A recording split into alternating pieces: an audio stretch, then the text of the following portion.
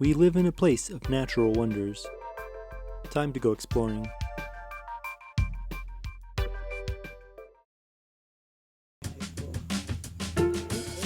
The type of work we do, it's a lot of fun. You know, you're spending time with animals, and who doesn't like to spend time running around chasing birds and other things? You know, I think a fear of snakes is kind of natural. I guess it'll make you understand if you want to work on wildlife or with the animal community, or if you don't. The Tallahassee SciGirls stopped by tall timbers to learn forest ecology and the value of good fire.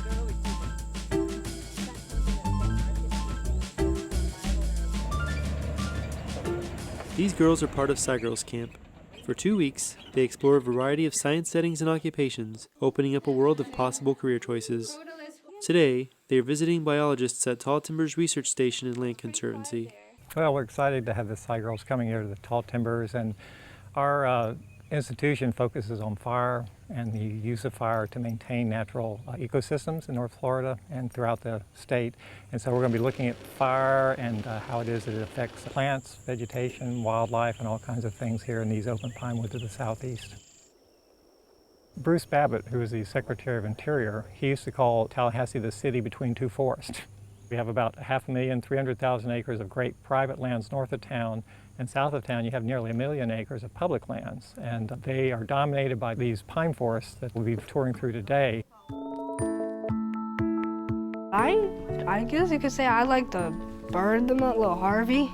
Harvey was amazing. I know, I wonder where he is now. And watch up here, see if you get any spots. Ever since he started doing this playback to them, he's been a lot more efficient at catching them because they are so territorial. So a lot of times you have to be creative and use something you know about that creature to your advantage in order to be able to catch it. So we do that a lot with wildlife. We got one. Take a bit of training to do that, like gently, like you're doing. Oh yeah, you can't do this without having a good bit of training in this. And again, this is a bird that makes use of an area about 2 months after fire up until around 18 months after fire. And then after that, the conditions at ground level are no longer suitable for it, and it tries to go find a new spot to make a living. And so this is one of the reasons that we burn, is to maintain a habitat for Bachman sparrows and other species like this. So how does fire help a small bird like a Bachman sparrow? Today we're going to do the tour, and I'm going to explain to them our fire plots. Basically, since 1958, fire has been applied at different frequencies, and by frequency I mean every year, every 2 years, every 3 years, or every 4 years, or even longer intervals. The 1-year plots are these nice grassy open areas. The 2-year plots have a mix of grass and hardwoods.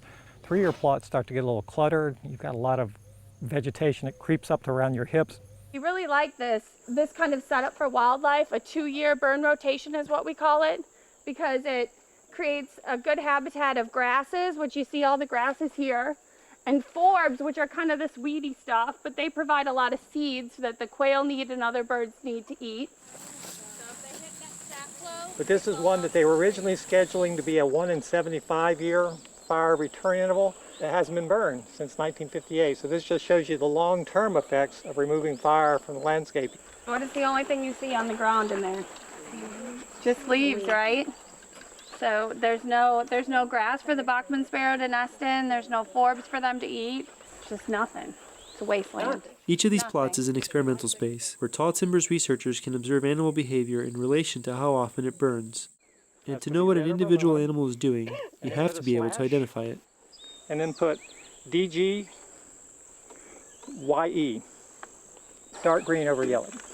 It's a little inconvenience for the bird. We're taking it for about 15 minutes and holding it. You always have to compare this to the information. Like I said, we didn't know much about how long this bird lived and how it ventured about from site to site until we started marking birds and started following them very carefully over time and learning a lot more about their haunts and habits. Don't play around that. Jim uses tags he can see with binoculars. Other Tall Timbers researchers use more high-tech tagging techniques. Kelly Phillips explains radio tagging to the girls. She talked to us about her road to being a real-life SciGirl.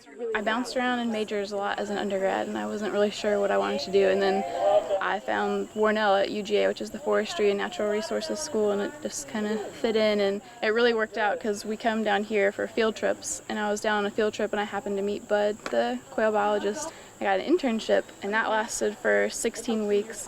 And then a technician position opened, and I got that. And then I stayed around for a year and a half, and I kept bugging them over and over. I really want a grad project, and eventually they gave me one. So now I'm a grad student. Kelly has been tagging bobwhite quail, a popular game species in the private forests of the Red Hills. As you turn it on, it's really loud beeps. And then I'll keep turning the radio down one at a time. So it's 9:42 right now, so I'll turn down to 9:41, 9:40, 9:39. And the closer we get, the louder it'll get. So we're going to dial down to 8.710. Different kind of beep. And that helps you just kind of narrow in on where it is. I only got prizes. Nice quail. And there's our radio. So this is a quail. And I actually did the exact same thing with snakes. I put radios inside snakes and followed them around. They can be underground, they can be up a tree, so the telemetry gets really hard on those guys because they really move a lot of different places. Gosh, 5 years ago, 6 years ago, I did my master's here on snakes. And so I'm really interested in the snake community. I caught 19 different species and over 2,600 individual snakes over 3 years.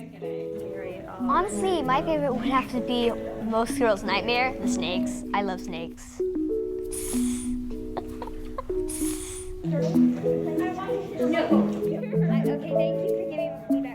I think it's a great program. I wish that had been around when I was younger because they didn't have anything focused for girls. You know, I just really like the outdoors. I think that just having that appreciation of nature makes you just want to learn more.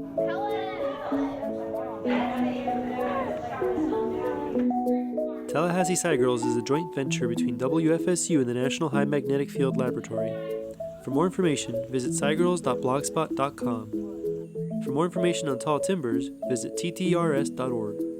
For WFSU, I'm Rob Diaz de Villegas.